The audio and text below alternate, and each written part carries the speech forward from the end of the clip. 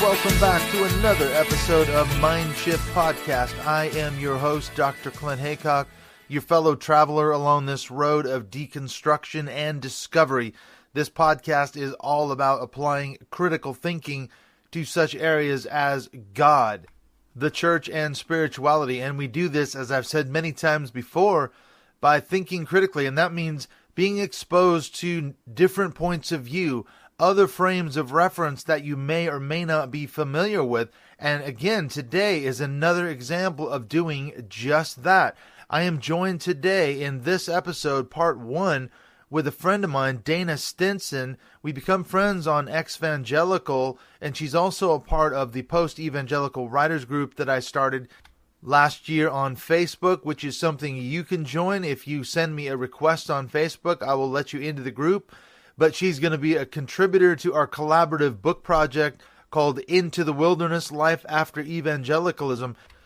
And in her chapter in the book, it's going to be something like coming out as trans in an evangelical church, facing yourself and your fears. And this is the subject of the conversation that I had with Dana that I'm going to be bringing you today. And in part 2 of next week, she is going to be telling her story of growing up in an evangelical, if not fundamentalist church, and having issues with gender identity. Now, I don't want to spend too much of the time in this introduction. I don't want to spoil the story, but it is an absolutely amazing story. You talk about being conflicted, being told what the church is teaching her growing up, and now struggling with these issues. What does she do? And I'm going to let Dana tell you her story. It's an absolutely amazing one, and we're going to let her finish it up next week. So stay tuned for that next Friday. I'll just say really quickly that I'm interested to hear your thoughts, your feedback, your comments on this show or any other podcast episode that I've done here on Mindshift. You can contact me. I'm on Twitter at Mindshift2018, and there's a variety of other ways you can get a hold of me in terms of social media, and I will put a link to that in the show notes. You can also be a patron of the show for as little as $1 a month by going to patreon.com/Mindshift Podcast. And I also want to give a shout out to Carissa Trombley, who is the latest member of the Mindshift Podcast group on Facebook. She is supporting the show. And so if you want to be part of this discussion, join the club, join the Facebook group by supporting Mindshift Podcast on Patreon. You can also support it on Podbean as well. The other way you can support the show is by buying a Mindshift Podcast t-shirt on TeePublic for just $20, and I've got a link to that in the show notes as well. Now, I wanted to say something about this issue before we get into the chat with Dana. I certainly don't want to get too far off track and get into politics. However, this is a story that's been dominating the news cycle for the last week or two. It concerns President Donald Trump's second attempt to ban transgender people from serving in the United States military.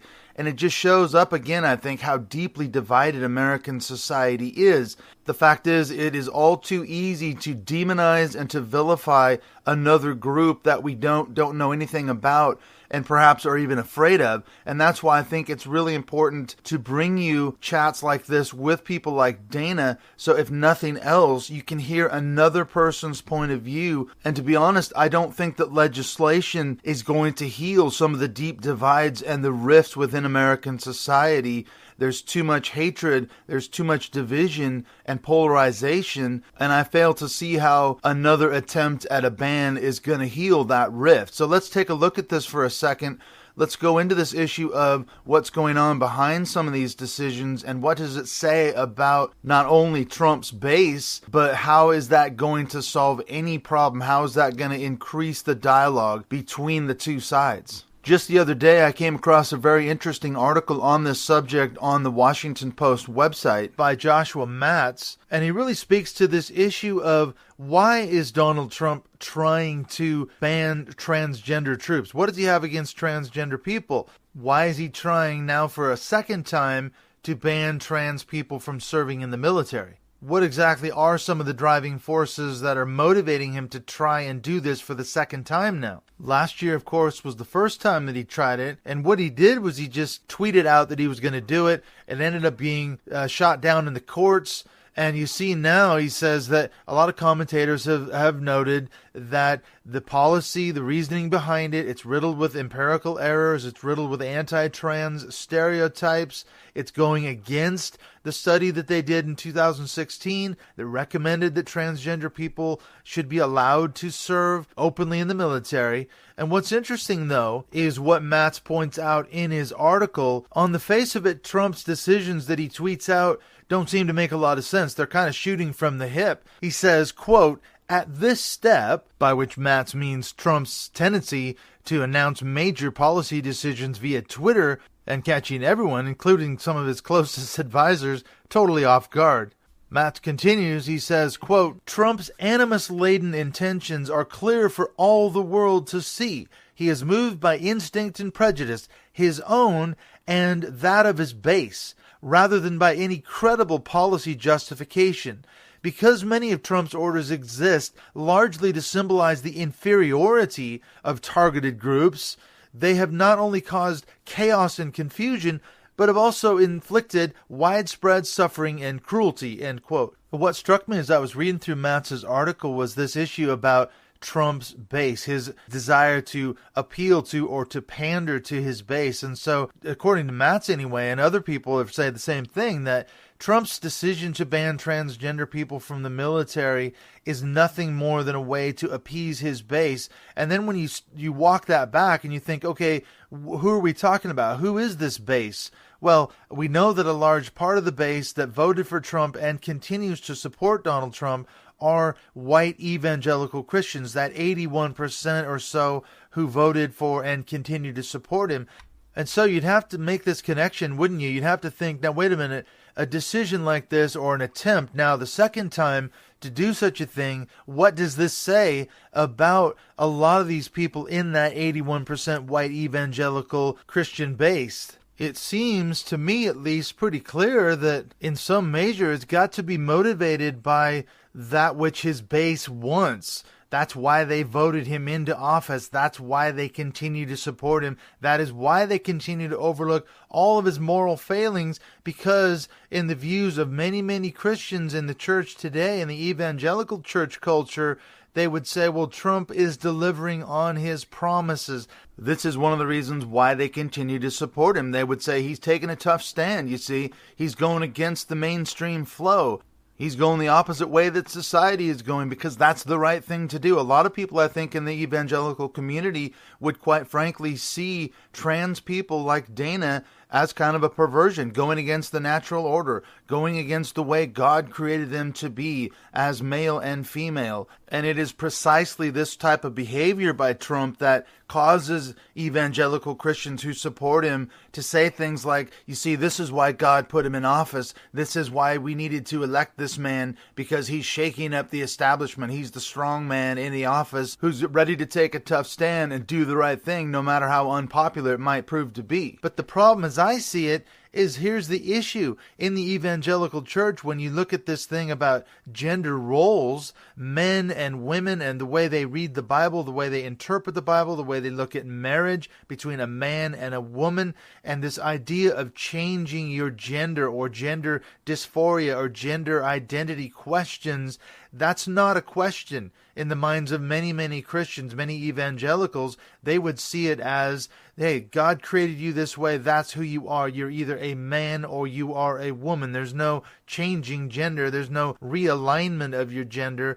And if you are questioning these things or are struggling with these things, there's some sin problem or something like that, and you need to pray really hard and go to some counseling and help you get straightened out so you can stay a man or stay a woman. And so this is a major problem, and this is something that we're going to get into in a few minutes with me and Dana, is her own experiences growing up in the church and hearing all of these types of messages, and yet struggling all the while with her own questions of gender identity and what that did to her and what that is still doing to her even now, many, many years later, even though she's left the church behind. So let's go on into the chat with myself and Dana Stinson.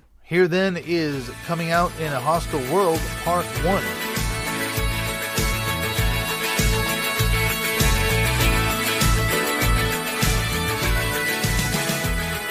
I am so happy to be joined by Dana Stinson. You're coming to us all the way from Pennsylvania in the United States. You want to say hi to everybody? Hi there. We've become friends on Facebook as part of the evangelical group and then also as part of the post-evangelical writers group that you're a part of too. You're going to be contributing a chapter to our book too, I think, aren't you? That is correct. I'm going to do a chapter, hopefully basically on a lot of the things we're talking about, maybe going into a little bit more detail, but I'm looking forward to it very much. You are very much passionate about LGBTQ issues and how that relates to the church. Let's get into your story then. Shall we talk about what's your backstory? We talked the other day about kind of a pre-interview conversation, and I was absolutely blown away by your story. What would you tell us about your upbringing and your childhood? Well, the most unique thing probably about me is I'm the child of two pastors. A lot of people who you hear are pastors' kids. You know, one parent is the pastor, the other one does whatever they do. Well, both my parents are pastors. I grew up in the Salvation Army. I actually had the opportunity of going through seminary with my parents. So that whole culture, that whole way of life, those experiences were pretty much a part of me from a very early age. Knowing all that, this is what you do in church, this is what you don't do in church. Almost a lot of ways of a sense of ownership. You're always the spotlight was always kind of on you. You pretty much lived at the church. You were either at home or you were at church growing up. The opportunities to go out and play with friends didn't happen that often because there was always something going on in the evenings at church. So, you were always the one that was called to set the example.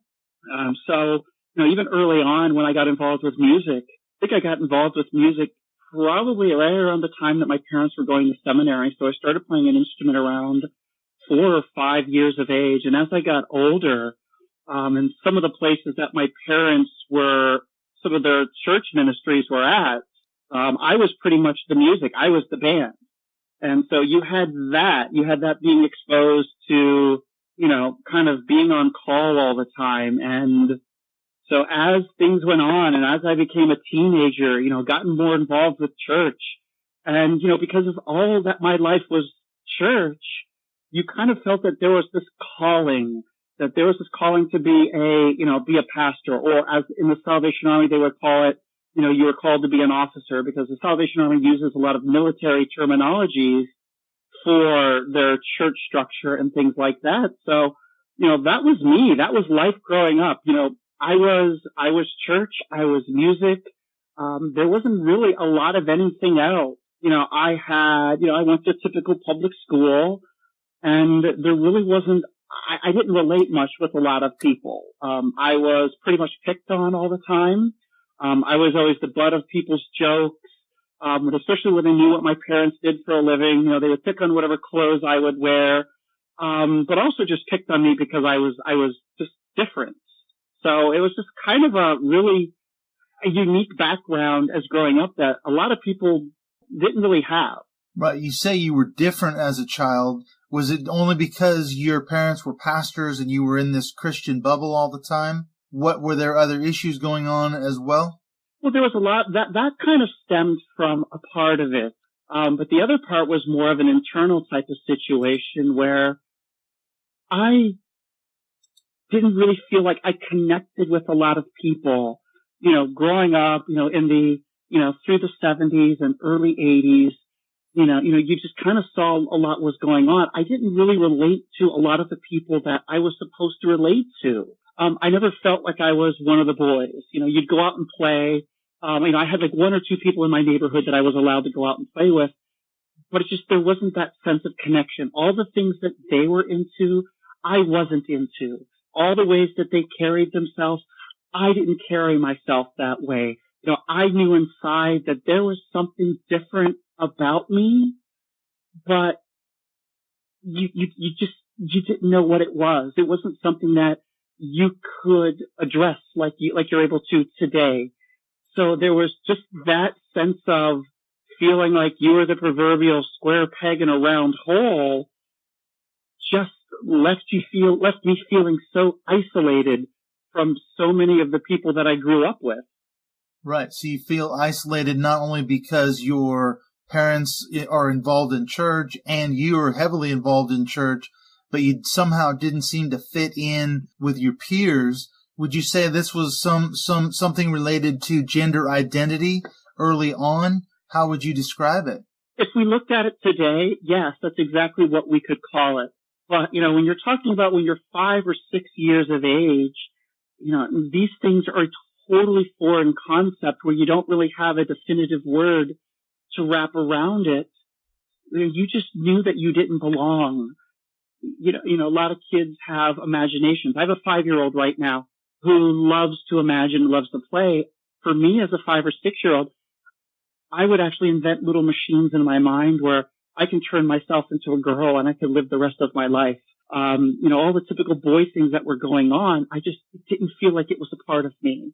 I really wasn't brought up with these are defined gender roles, but at the same time, in my mind, I didn't fit with what I saw around me. Was there any support on the church side? Could you talk to anybody about these struggles that you were having even at such a young age? No, absolutely not. The thing with me is that, the church was my parents. I couldn't talk to my parents. It just didn't happen that way. You didn't have anybody at church. You didn't have anybody at school because, when you're talking about the late 70s and early 80s, especially as AIDS started becoming more of a public thing, always the jokes was, oh, you're gay or you're a fag or, all those typical derogatory terms.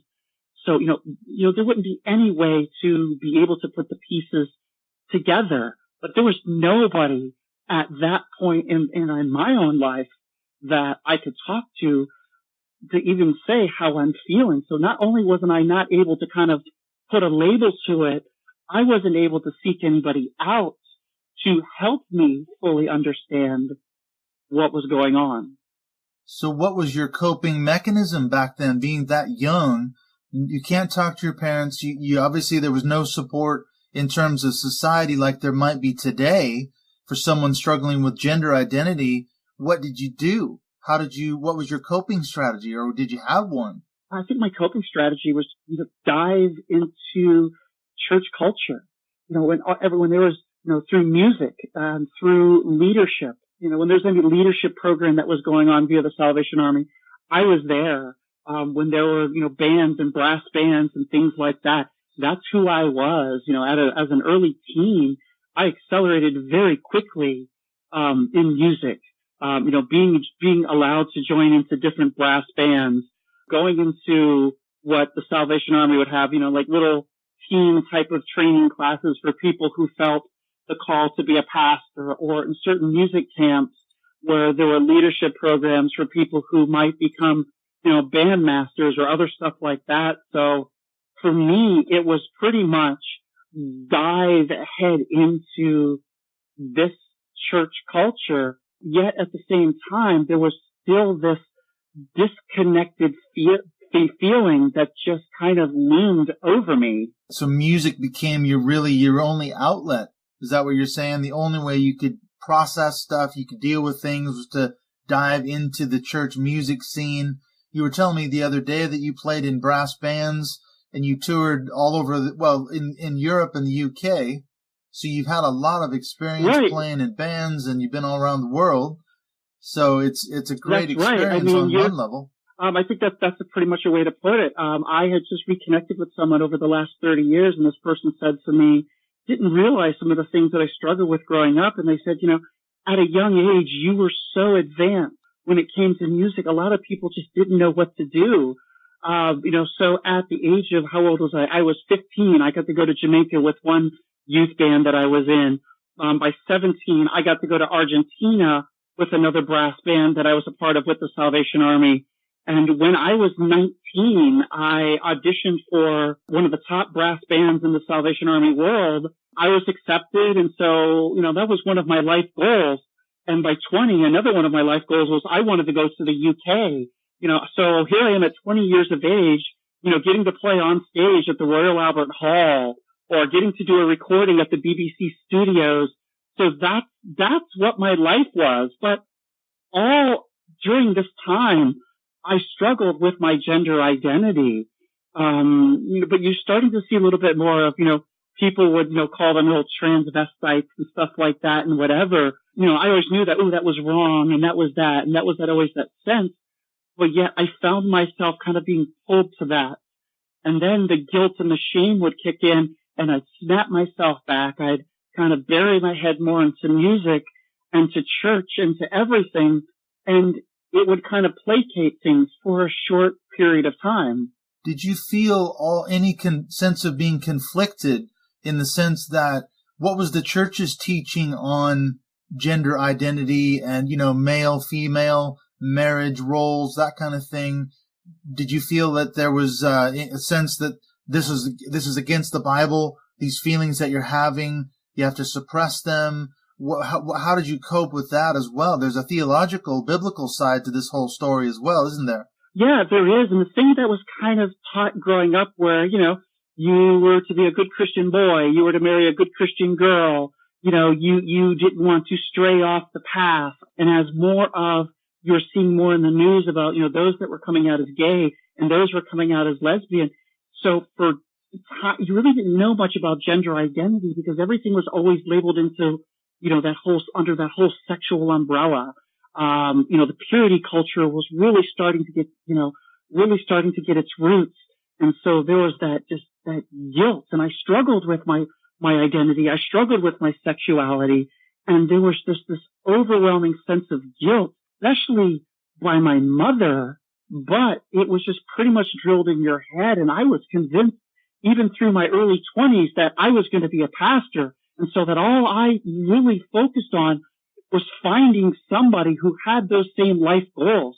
I wouldn't really try to date someone outside of the Salvation Army because they weren't a part of what I thought was God's calling in my life. So you really I didn't think anything else besides that. You knew that all those other things were wrong and they were horrible and they were bad because, it was more of a, the deviant type of thing. These people were bad and they were horrible, and these people were going to go to hell. And you didn't want anything to do with that because there was that whole fear of, you were going to be left behind. You were going to go to hell if you didn't do what God wanted to do. And you remember you and I talked about one of the things that at a young age, we were kind of exposed to that movie, A Thief in the Night. We learned about the whole rapture theology. And, forgive my language, that just scared you shitless. To the point where that just loomed over your head in combination with guilt. You were afraid of doing anything wrong. So you just kind of narrowly focused everything down into one singular focus. What would you say would be your view at that time of God? Because did he make you this way? Did you ever ask God to make you feel quote unquote normal? As you're describing it, you don't want to be the person who's left behind. You don't want to be the person who's sinning against God and feeling these feelings. What did you think about God? What was your take on how he made you? I grew up with that fear of God. God, if you didn't kind of follow the Bible, if you didn't follow what God wanted, you would be left behind. And so there were many times where, I would pray that, God, just make me normal. Because remember, I didn't know what was going on. I thought it was deviant. I thought it was, sexual perversion and all of these things. And I'm just like, God, please take it away from me. This guilt is just overwhelming. It's horrible. I don't want to have to feel this way. I'm being told that this is the way that I should act and this is the way that I behave. And these who are people who are good and wholesome and pure, this is what they did. And if I followed all these things, God would bless me and bless me many times over. So there's a lot of binary thinking going on in the church. It's black and white, good and evil, right and wrong, gender. This must involve gender identity as well somehow, isn't it? There's male and female, and that's it. You're going to get married to a nice Christian girl, and you're going to become a pastor. And is that what ended up happening? You got married. That's right. I got married. I ended up marrying the person who gave me the dirtiest look I could ever imagine. After a long dating, we dated separately. We both felt that calling. I remember one time in my first college where, this is a time where before the internet, you spent all your time on the phone. She had come to me and said, well, I know someone who says I'm not allowed to be a pastor. Look at this one verse. I think it was either in 1st or 2nd Timothy. And I remember having my roommate's Bible, and it had all the little notes at the bottom. And this was the first time I really had the exposure of learning about a verse and learning about the history and everything around it. So, this is standing up because my mom's a pastor. And, so how did this person tell my girlfriend that she wasn't able to become a pastor because my mom's a pastor and a lot of the mothers of my friends are pastors. And so, so we ended up, we started dating. We ended up breaking up. We ended up getting back together, still having this calling, and we ended up getting married. We ended up putting in our application to seminary, but it never happened. Through that time, there was just a lot of disconnect in our marriage where there was a lot that I could have done a lot better. And as things were starting to be more of a turmoil within me, I kind of hid behind a lot of things. And so there was a lot of discord. There was a lot of strife in our relationship. We ended up having a daughter together. 9.5 years after being married, we were blessed with a little girl. And for me, still at this point in my life, was one of those biggest moments of change where you actually learned what love was. This is, here I am now, I'm a parent, and I truly know for the first time what love truly was. For the first year of my daughter's life, I don't think I could even begin to tell you the number of times I counted, the number of times I was able to say, I love you. I couldn't stop saying it. And having a daughter was what I had always wanted. I have a younger brother, and so, I remember at 18 years of age, all I wanted was a daughter. I had my daughter's name picked out. I had everything set. Someone would say, well, don't you want a boy to carry things on? I'm like, no. I want a daughter. So here, finally, at 32 years of age, I have this daughter, and still the strife of marriage and everything, but yet I didn't really know what the catalyst was behind a lot of the reasons for my actions and through all the disconnect in our marriage. And, there's always, there's faults on both sides, but I knew the parts that I did wrong. And at the time, I didn't know why I was the person who I was. So we ended up never going to seminary.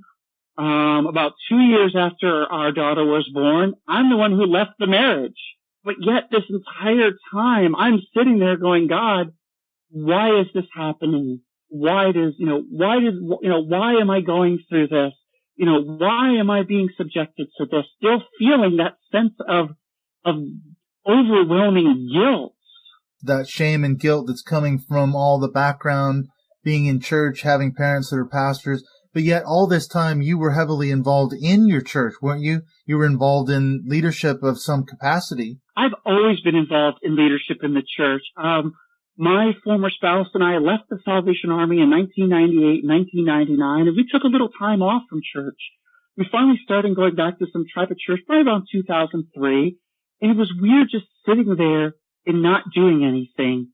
So I think we pretty much for the last 3 years that we were married, we would just go to this church, sit there and leave, and it was just odd. It was foreign to me.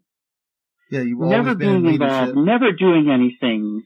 No, so you couldn't just sit in the pew and take it all in.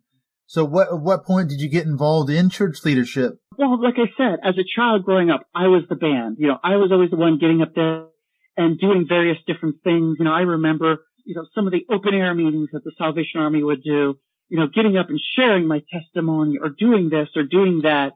My former spouse and I were actually youth pastors for a while. We were community center directors. We were youth pastors. So there was always this sense of involvement. Right after we first got married, this is when we still thought we were going to seminary. So we were so heavily involved We lived on top of the church building. We were always there. We counseled kids whose mom was a prostitute, or kids whose parents were in gangs and stuff like this and whatever. Having to be right in the middle of all of this. I would preach. My former spouse would help set everything up because she was the organized one, and I'm the one who could just BS and go on my way and kind of fill in all the gaps. So that time that we took off from church, that I pretty much put a lot of it on the shelf. But through this time, through our divorce, things started building more and more inside of me. Here I wasn't married anymore. I'm dealing with this situation of being a parent and having a child that's now living in two different houses. The storm's starting to build more and more and more and more. I was desperately doing anything in my power to maintain a good relationship with my former spouse so that my daughter wouldn't, I didn't want my daughter to be a statistic where, she felt like she was torn between two parents. And it was because of that love of my daughter, I started going back to church. My former spouse started going to a Nazarene church. And so I started going. We started going to church, and next thing you know, there was a call for people to start, getting involved with the children's ministry, and I dove back in. And, the more I dove into children's ministry, the more that I felt I was being fulfilled. But yet at the same time, here I am, I'm trying to discover myself. I'm trying to date various different people. I'm struggling back and forth because none of the pieces are kind of coming together. I'm hurting people left and right. I'm still trying to go, God, what do you want in my life? God, what am I supposed to do? I was starting to feel that disconnect from church. As a youth leader, I'm up there preaching, but yet at the same time, I am just struggling with my gender identity was building and building and building and building. And yet I would feel guilty again. There was that whole, I'd burn everything around me and I'd go, God, what am I doing wrong? And, that would kind of, again, placate things for a while. I would focus myself on my relationship with my daughter because I didn't want to be an absentee parent. I didn't want to be a part-time parent. So anything that I could do to just be the best parent I could be. And that meant being in church every Sunday so my daughter could see both of her parents worship together. And so I thought that's what I should do. But yet from the inside out, things were starting to fester. The wheels were starting to kind of fall off. It sounds to me like, going back to what you said about music, it's the same kind of pattern that I'm hearing. Back when you were younger, you threw yourself into music, and now you're going back, you're throwing yourself into ministry, trying to wrap yourself in these layers of church and music and all the other things. I don't know what it is. What is to keep your mind off of the turmoil that you're feeling inside? You think God's going to bless you more because you're doing so much for Him and so much for the church? I don't know, but it seems like that's a recurring pattern that I'm hearing. And that's pretty much what it was. But see, Clint, that's the thing. That's all that I knew.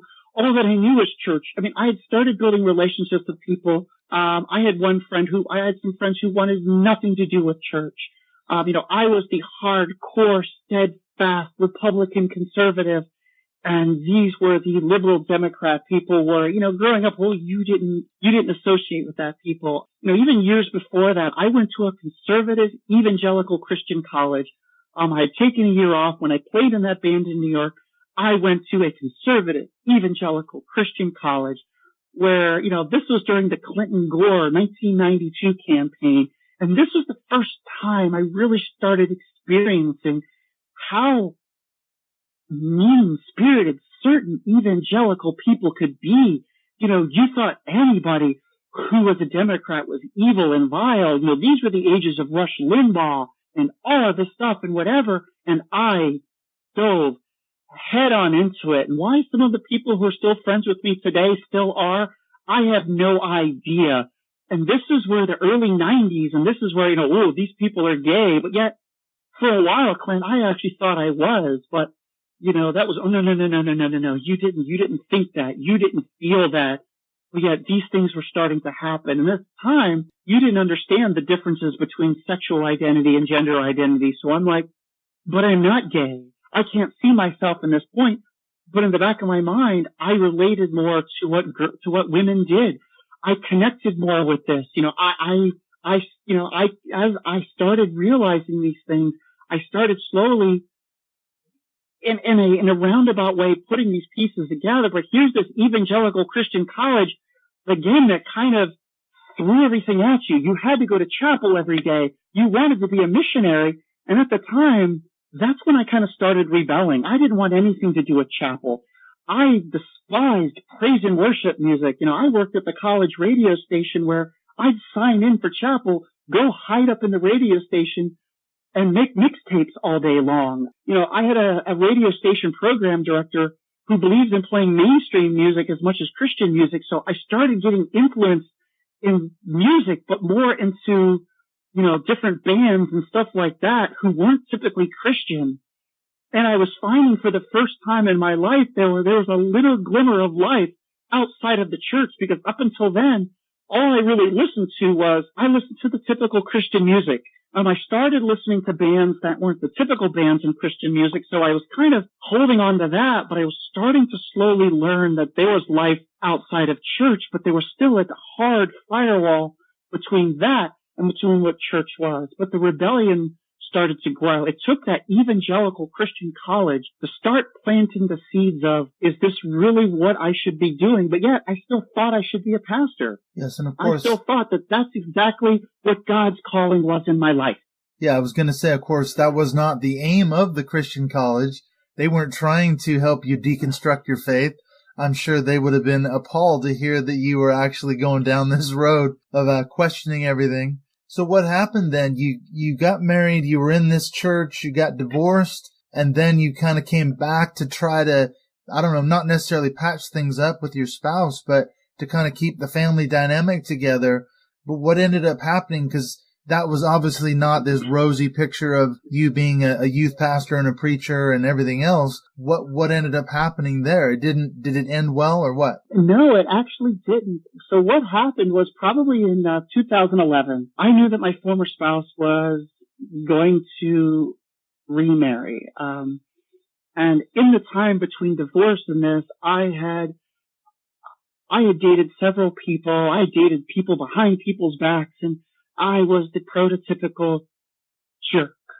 And even still trying to hide under the surface everything that was going on, things that I still hadn't come to terms with. And here I am, I'm designing the wedding invitation for my former spouse's wedding. And all the guilt and everything rose to the surface, and I actually, out of a sense of atonement, asked my former spouse to take me back. A little bit before that, I finally kind of gave in a way. The person that I had been talking to off and on for the last couple of years, who I treated absolutely horribly, I finally decided that, okay, this person was going to be my girlfriend. But at the time, I'm struggling with the fact of my former spouse being remarried, and out of a sense of atonement, I asked my former spouse to take me back. And I was turned down, and I literally, the most emotional breakdown inside that I could ever experience. And throughout all of this, the person that stood by me was the person that I treated the worst for the last 3 years. And what this person was able to do, I knew right then and there that this is the person that I was going to be able to marry. I divulged a little bit about my past to this person, some of my experiences, some of the things that I went through. I'd still yet to come to full grips with where I'm at now, and yet this person didn't budge. This person stayed with me. This person wasn't a part of the Salvation Army. This person had no calling. Here's a person who went to a Catholic school growing up. Faith really wasn't the biggest focus of this person's life, but yet here she was that stuck by me.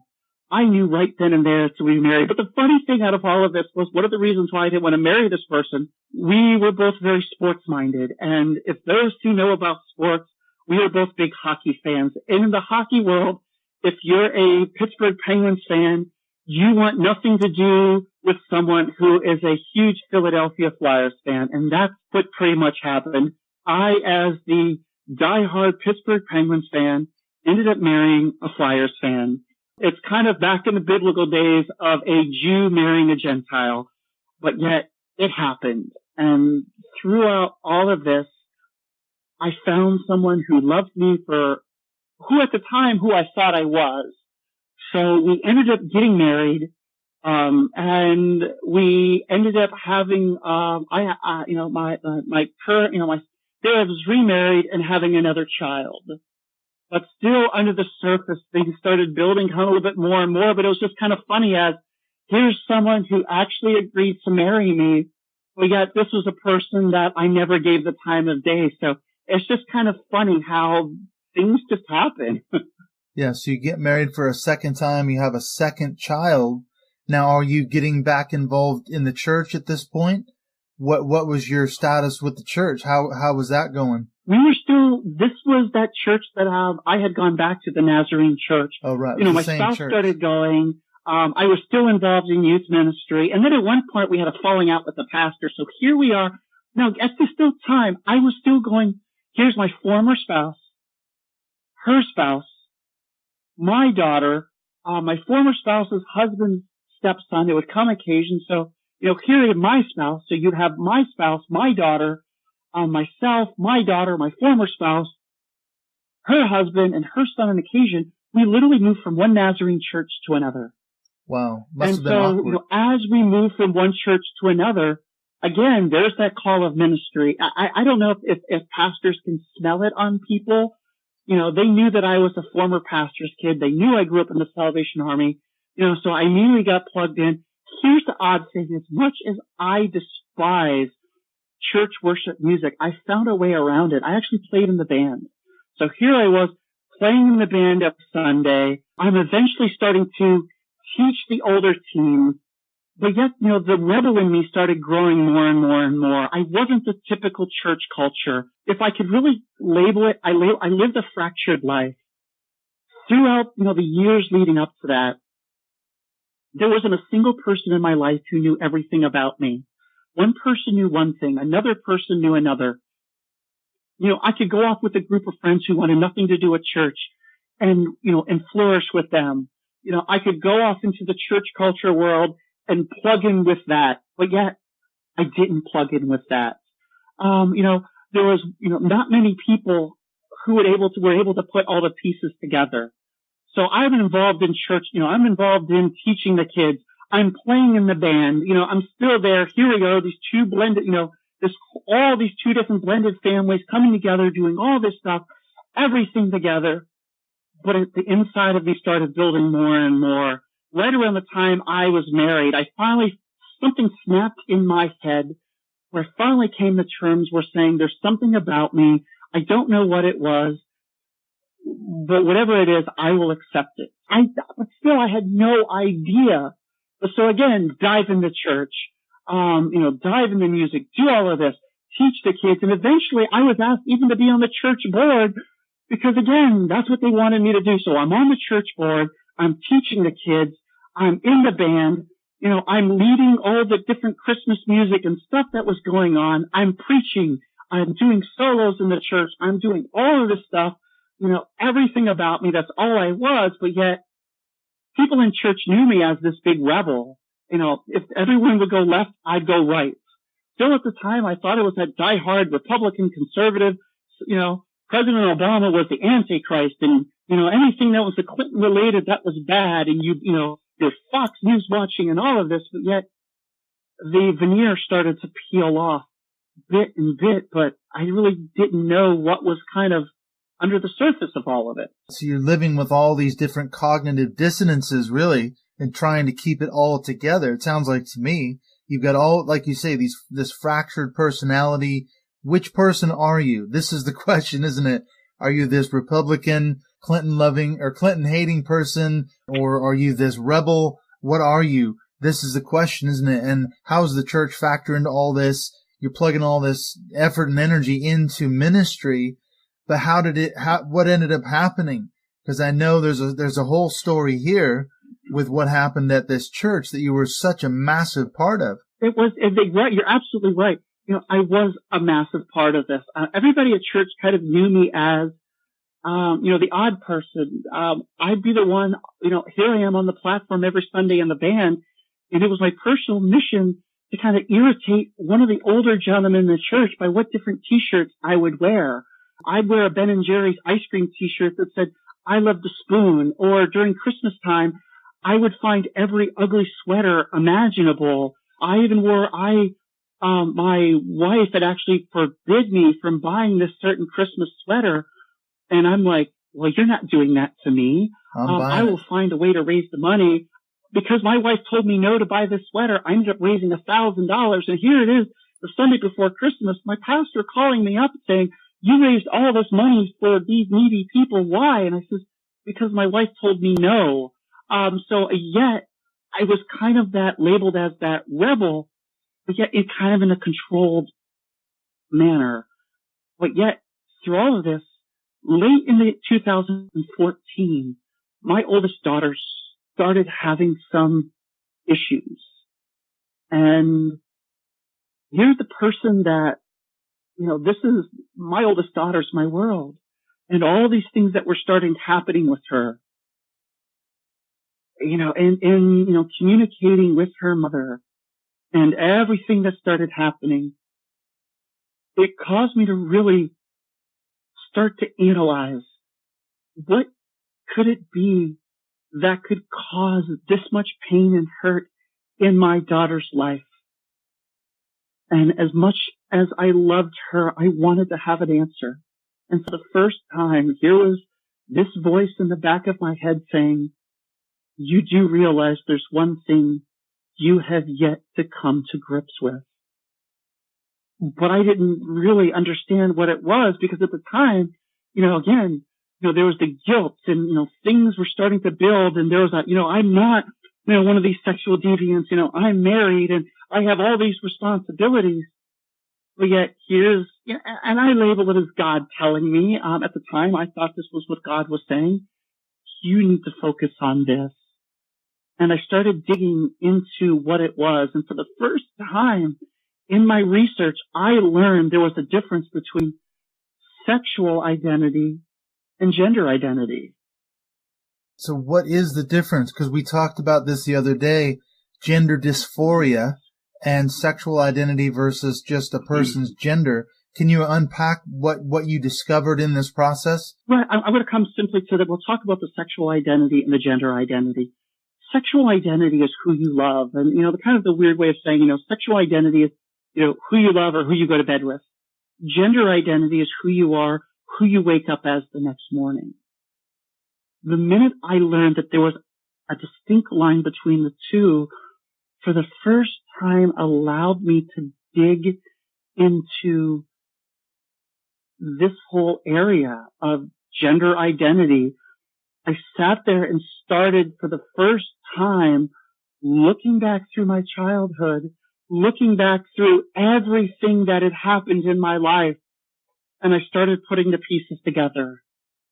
I'm like, all right, I need to find a therapist. I guess, I was told in the past that I should see a therapist because of my anger issues and because of my, some of the different things that I just thought just because of some of my personality characteristics of who I was. And lo and behold, I find someone who was a person who dealt with this. And this person kind of knew already some about me because I had somewhat of association with this person. And this person knew about my past. This person knew about some of the things that I was going on, that was going on with my life in whole. And I sat down with this person and said, this is what I feel is happening with me, but I'm afraid. I says, I'm afraid of, because, what culture says about people like this. I don't want to be that person. I don't want to be some dude in a dress. I don't want to be some fraud. I don't want to put on a costume. Because one of the funny things about me, I was a professional sports mascot. for 10 years, I put on a costume for that long and went around and acting as someone who I wasn't. And I said, this is not going to happen at this point in my life. And I said to this therapist, if you think that this is not who I am, tell me now, and I will walk away from this forever. But the counselor started to say, I really think there's something there.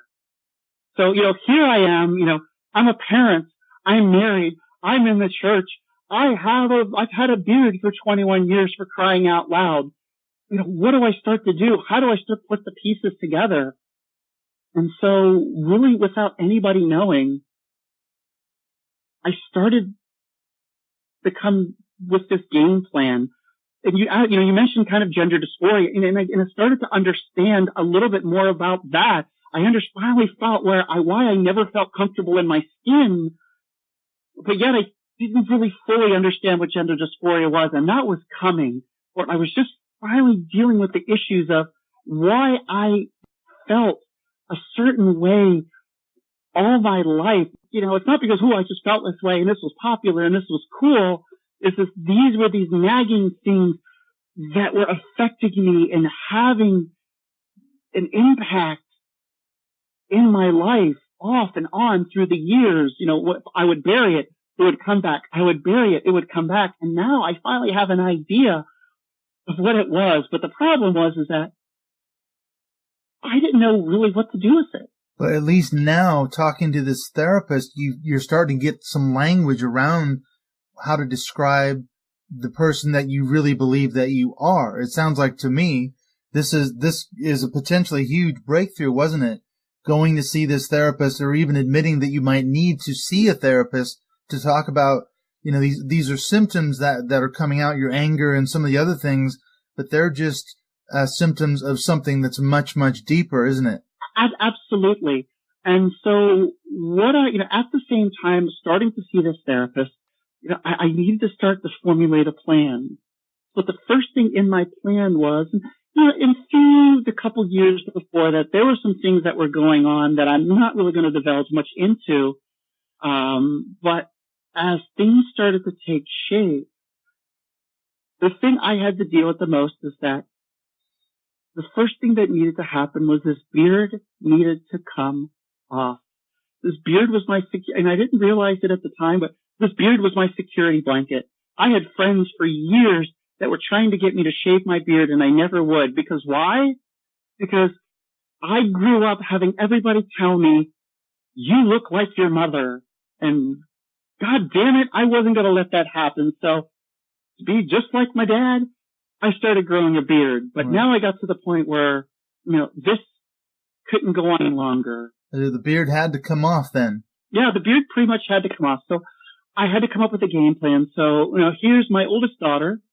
My youngest was about 2 at the time. My oldest daughter had never seen me without a beard. My youngest daughter had never seen me without a beard. Even my wife had never seen me without a beard.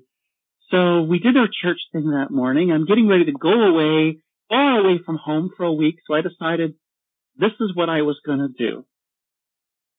So off it went. Here's my own wife looking at me going, oh my God. And as I drive away for work, and I spend a lot of time on the road for work, for the first time in my life, I'm looking in the mirror. I'm starting to see this face. And for the first time, I'm starting to get that sense of, I know what I need to do. And in one of the blog posts, I do a lot of writing. In one of my blog posts, I say, for most Christians, the week leading up to Easter is Holy Week. The week that was started on this Sunday of shaving my beard, leading up to this week, I label it as Holy Shit Week, because as the week went on, I started putting my thoughts into writing. And I knew I was going to have to tell my wife one way or another. And I didn't know how she was going to react. So here I am, all of this happening in my brain, these answers are starting to kind of come together. But here's the person that I'm going to have to tell, and not knowing what was going to happen. So I wrote my words. I drive 7 hours home. I get home at 1 a.m, and here I am telling my wife, do you have your iPad handy? I do. There I go. I just sent this email off. You hear the ding, and there it goes. Holy shit. And so there it is. I told my wife of 3 years and change what was going on in my life. And I had no idea what her outcome was going to be. For all you know, she's going to walk away or leave you, or who knows what's going to happen. Exactly. That's exactly right. It's funny how people kind of remember certain things in their life. This was a moment where I don't think I've ever humbled myself more than I have at that given moment. And her first words out of her mouth was, "Are you leaving me?"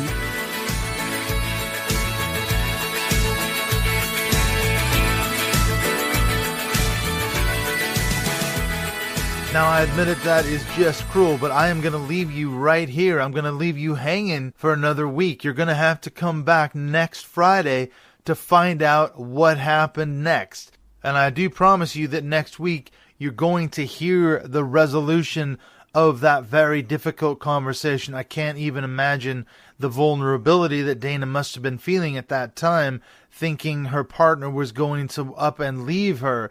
I cannot even imagine. One of the things that strikes me, though, as I become friends with Dana, is that, just on a pure human level, just on a level of humanity, what is it that we all want? We all want the same things. Everybody wants love. Everybody wants acceptance. Everybody wants to feel valued and a sense of community and all these other kinds of things. These are what we want. So if you don't know any trans people, that's fine. You've just met one. You've just met Dana Stinson. And so you've heard part of her story. And as I say, you're going to hear part of the other half next week. Now, I just want to say really quickly before I let you go, that is that if you have any thoughts, comments, feedback, please get a hold of me. Let me know what you think. I'm on Twitter at MindShift2018. And as I said before, I'm going to put the links to my other social media contacts on the show notes so you can find out different ways to get a hold of me there. I'm also going to mention that I've got a fantastic season of women coming on this podcast, beginning with Dana this week and next week. And then the next couple of weeks after that, I've got 2 amazing African-American women who are going to be coming on the podcast. They were introduced to me by Karen Garst, the faithless feminist who was on the podcast last year. She's coming out with a new book. And these 2 women, Valerie Wade and Deanna Adams, worked together to contribute a chapter to Karen's book.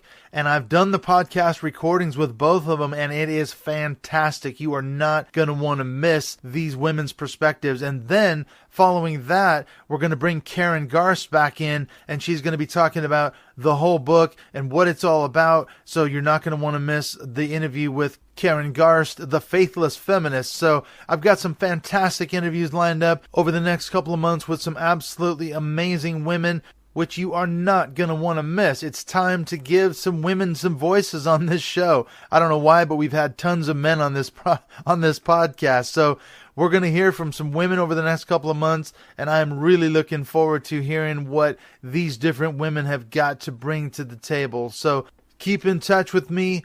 Please, if you would, leave a review on iTunes or Podbean, which helps with the show's visibility. That would be great. That would be helpful. And I will see you next Friday for part 2 with Dana Stinson coming out in a hostile world right here on Mindshift Podcast.